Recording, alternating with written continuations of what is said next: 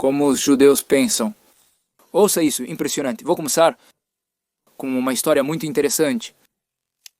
Uma vez havia um ministro muito importante de um grande reinado, no qual o lugar de poder que ele tinha era muito próximo ao rei.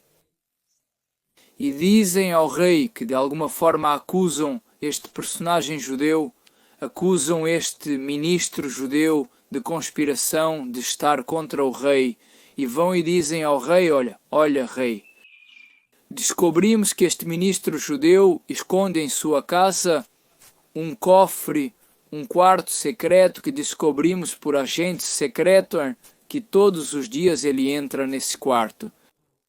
E só terá documentos perigosos para o reino, documentos contra o rei, talvez guarde moedas de ouro, guarde tesouros. Temos que perseguir essa pessoa. Obviamente eram pessoas antissemitas, anti-judias, que pelo amor que o rei tinha, para este ministro judeu, a inveja subiu ao coração. Queriam tirá-lo do jogo. Este ministro judeu, obviamente tão bom, honesto e querido pelo rei, mas o rei, após tantas e tantas palavras de difamação contra este ministro tão querido para ele, decide falar com ele, decide abrir o coração e dizer o que lhe disseram sobre ele.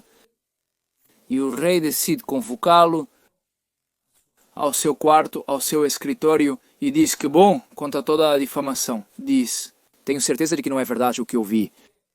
Mas depois de ouvir de tantas pessoas em quem também deposito minha confiança, e tantas pessoas me dizem a mesma coisa, precisei abrir meu coração para você e perguntar do que se trata tudo isso. E surpreendentemente para o rei, surpreso, ouve, é verdade? Como?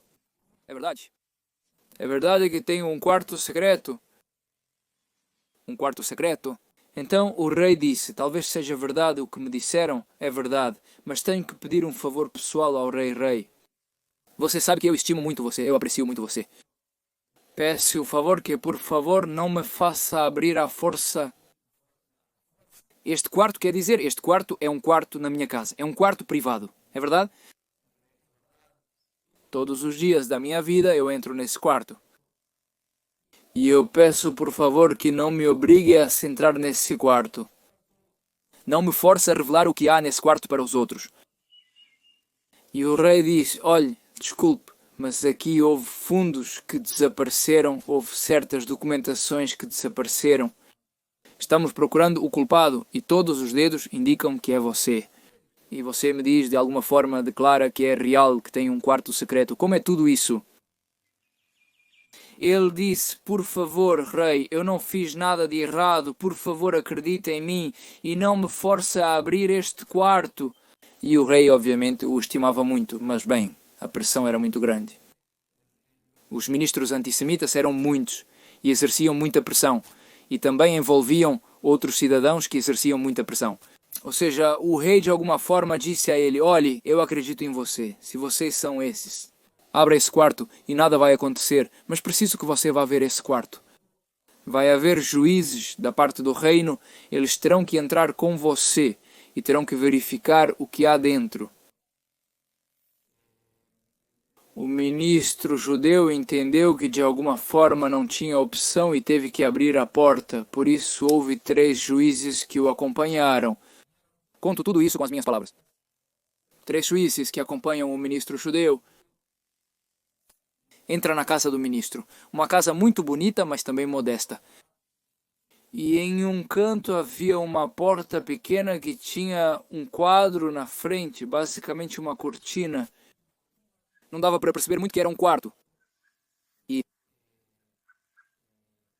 o ministro judeu pegou a chave, puxou a cortina, moveu o quadro e abriu a porta. E disse, por favor, sejam bem-vindos. A contragosto, obviamente, mas o rei disse... Sejam bem-vindos, entrem. Eles entraram e, para a surpresa dos juízes, não viram nem tesouros, nem moedas de ouro, nem cofres, nem documentação. O que eles viram? Sabe o que eles viram? Uma cadeira muito antiga e muito simples.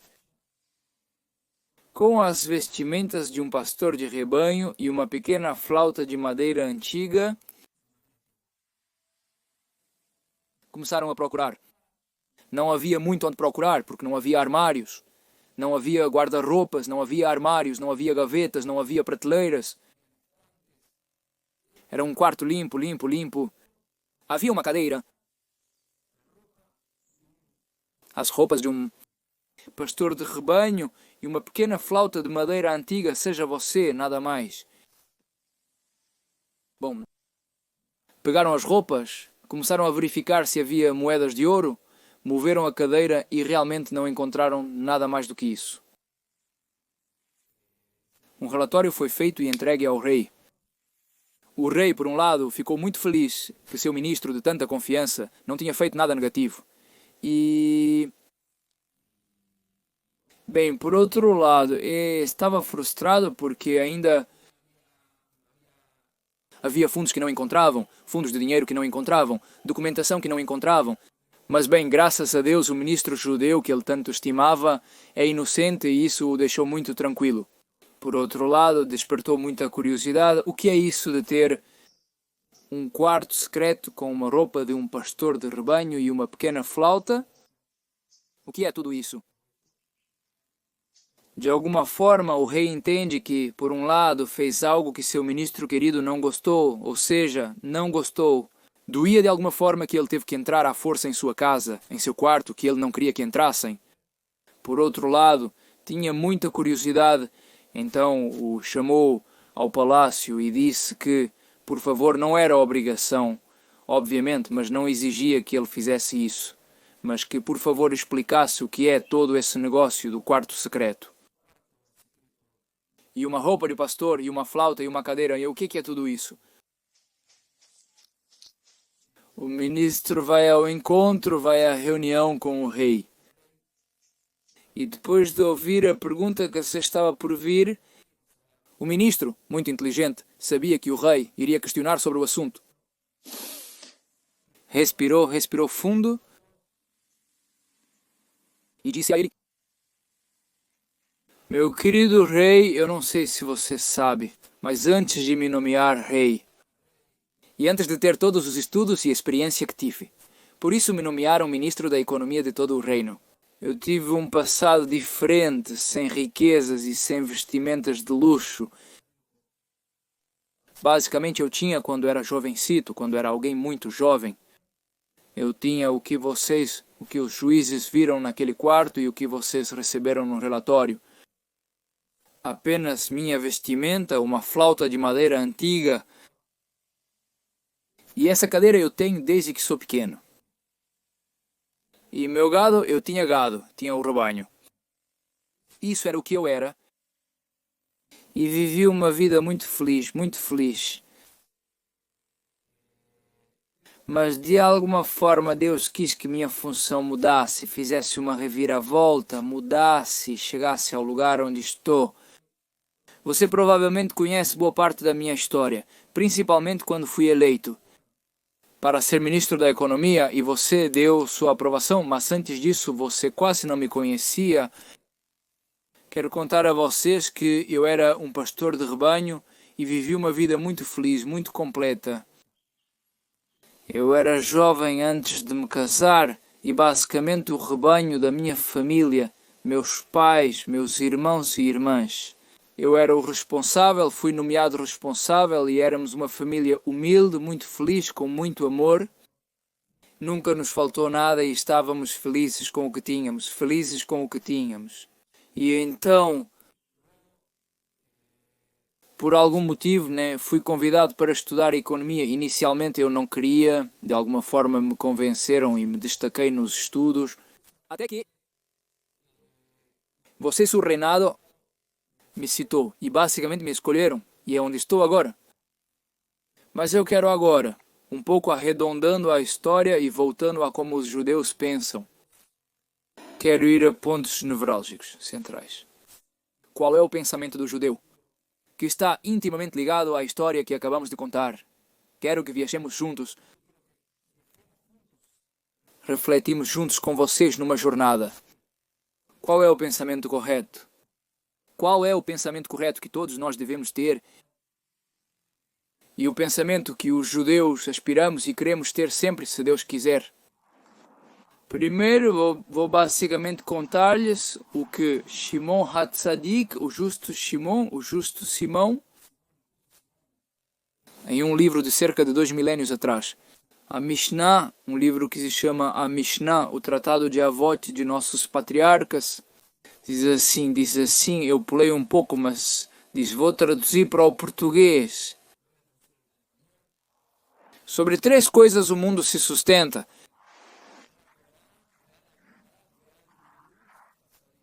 Diz assim Shimon, o justo, diz assim, sobre 3 coisas o mundo é sustentado. O mundo se sustenta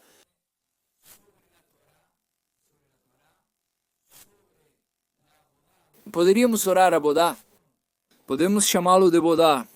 Há tanto trabalho no Santo Templo hoje em dia, que infelizmente o Santo Templo em Jerusalém não está construído. Temos o que é a oração, não temos ofertas, precisamos da boca, nossa boca para orar a Deus. A oração. E que Milut Hassadim significa basicamente fazer atos de bem, fazer atos de bondade. Portanto, a Torá, a oração também podemos fazer. Avodá também pode ser Avodat Hashem, o servir a Deus em todos os seus planos e fazer o bem com o próximo. E basicamente são o suporte do mundo inteiro. E aqui quero voltar um pouco mais para aprofundar na história que lhes contei e continuar adiante. Como nós, judeus, pensamos. Basicamente, vamos nos aprofundar no que este ministro fez de alguma forma. Este ministro sabia em seu íntimo que ter um lugar secreto em sua casa poderia facilmente levantar suspeitas. Mas de qualquer forma, ele fez, apesar disso, ele fez porque ele queria, na verdade. Convido você a refletir, vou te dar alguns segundos para refletir antes que eu diga o que eu entendo. Por que você acha que este ministro judeu é tão bom e tão honesto? Ele tinha esse momento no dia, todos os dias de sua vida. Ele tinha esse momento apenas naquele quarto secreto em sua casa, no qual do que possuía naquele lugar uma vestimenta de pastor de rebanho, uma flauta e uma cadeira. Ele passava tempo lá e usava isso no tempo que tinha sozinho naquele quarto. O que você acha? Te convido, vamos aproveitar cada momento nesta vida.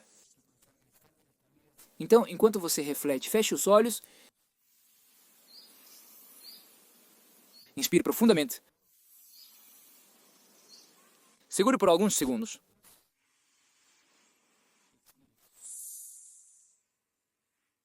E tente refletir enquanto faz esses exercícios de respiração. Vamos ver, por que esse ministro judeu fazia o que fazia? Porque qual era a razão? A razão profunda? Inspira, segura o ar, expira.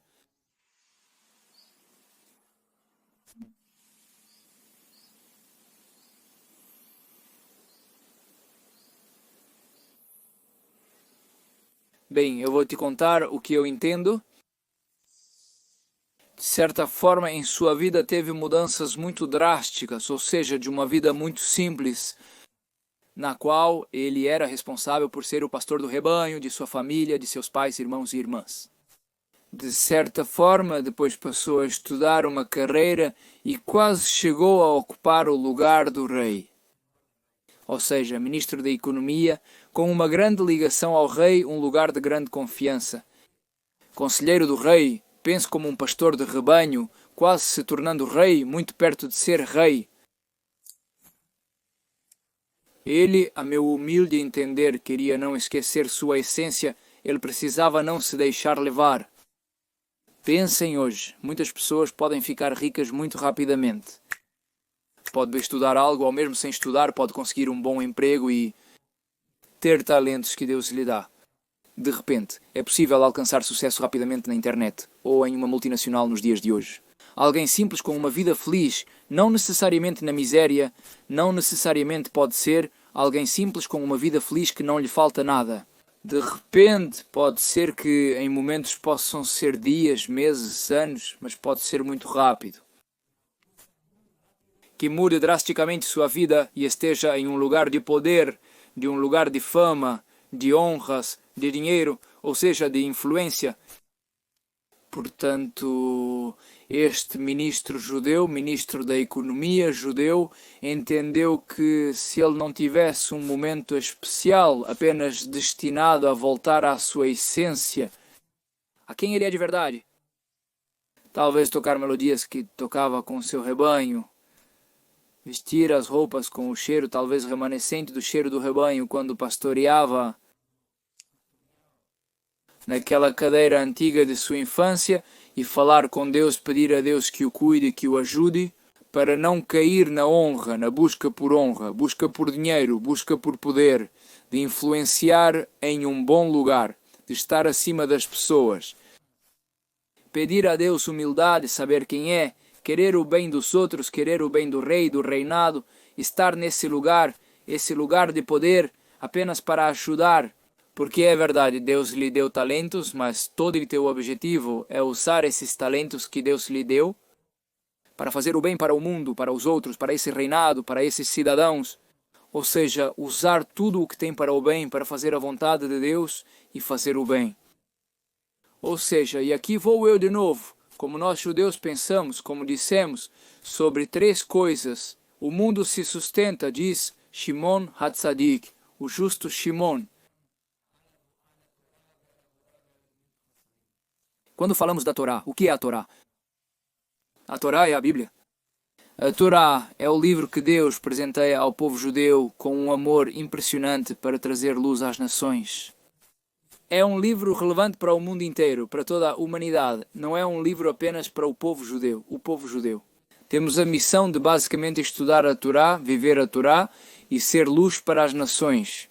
Basicamente difundir a luz da Torá e os ensinamentos da Torá para o povo judeu e para as demais nações, cada um de acordo com sua missão no mundo a nível nacional e particular, ou seja, cada nação, assim como um grande corpo, os corpos, como pensamos os judeus, que o mundo inteiro, toda a humanidade, somos como um grande corpo. Um único corpo no qual cada pessoa, assim como uma célula, tem uma função específica. Cada nação, como um órgão, como uma parte grande do corpo, tem uma missão específica neste mundo. Deus te criou, te ama e confia em ti para cumprires tua missão na vida. É assim que os judeus pensamos. Basicamente, há uma conexão constante entre o cérebro, que é o estudo, Torá, nossas mãos, nosso corpo, que é fazer viver a Torá. Neste mundo chamamos de Torá Traim, Torá da vida.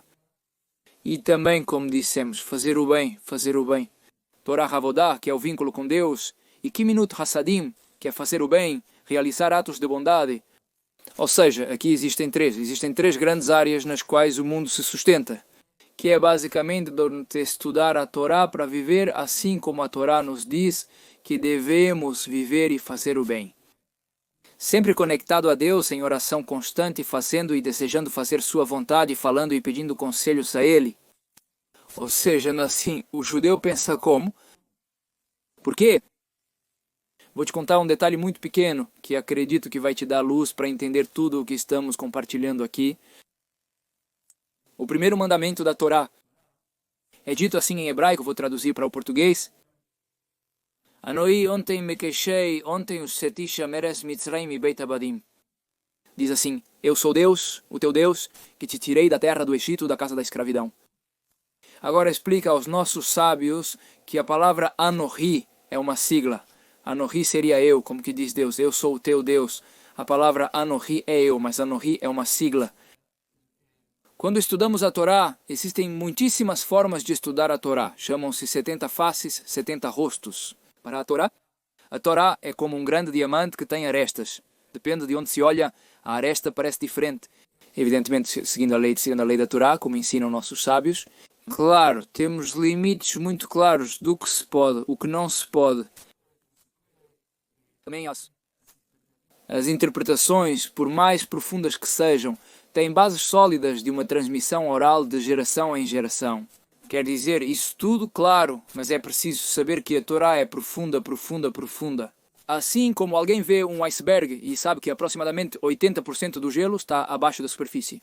Assim, a Torá tem versículos que alguém pode entender, Mas é preciso saber que a maioria das profundezas do versículo está lá.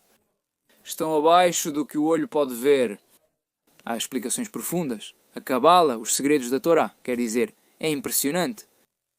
Retomando o assunto anterior, Anoi é uma sigla em aramaico antigo, não em hebraico antigo, segundo nossos sábios, que traduzirei. Ananav Shiktavit Veyavit diz eu sou em aramaico antigo, não em hebraico antigo, mas em aramaico antigo, traduzido para o português. Eu, diz Deus, eu minha alma a escrevi e a entreguei. Portanto, é preciso saber que a Torá é a vontade de Deus neste mundo. Portanto, como nós, judeus, pensamos como Deus pensa. É impressionante. Pense quando o judeu estuda a Torá. Seu objetivo final é viver a vida que Deus quer que se viva e cumprir a missão que Deus quer que se tenha. Ou seja, Deus. A Torá é como um grande plano. Pense em uma grande cidade moderna com edifícios, e estão as estradas, e estão os canos, e está tudo o que uma cidade tem. Impressionante. Você precisa voltar 10 anos atrás, quando o engenheiro começou a fazer o plano, diferenciando muito, mas assim Deus diferenciando. Mas Deus criou, antes de criar este mundo, Deus criou a Torá, este mundo. Deus criou a Torá e a entregou ao povo judeu para fazer luz para as nações. Portanto, quando alguém vive a Torá, estuda a Torá, vive a Torá e pensa como a Torá, basicamente alguém pensa como Deus quer que pense, ou seja, vive o que se chama, como dissemos, Torá de Haim, a Torá da vida. E esse é o grande objetivo, E assim como, voltando à primeira história, como este ministro da economia, que apesar das honras que tinha, o dinheiro que tinha, o lugar de poder que tinha, a influência que tinha um momento no dia em que deixava tudo e voltava à sua essência, a ser quem é, a ser o judeu simples, aquele pastor de rebanhos que era uma criança, e um adolescente que assim era, disse: hoje tenho essa função de ministro da economia, mas como devo ser honesto, não me deixar levar pela honra e pela fama, mas fazer o bem, fazer a vontade de Deus com muita alegria e bom coração, que todos nós tenhamos o mérito dessa vontade de Deus, com alegria e bom coração, sucessos,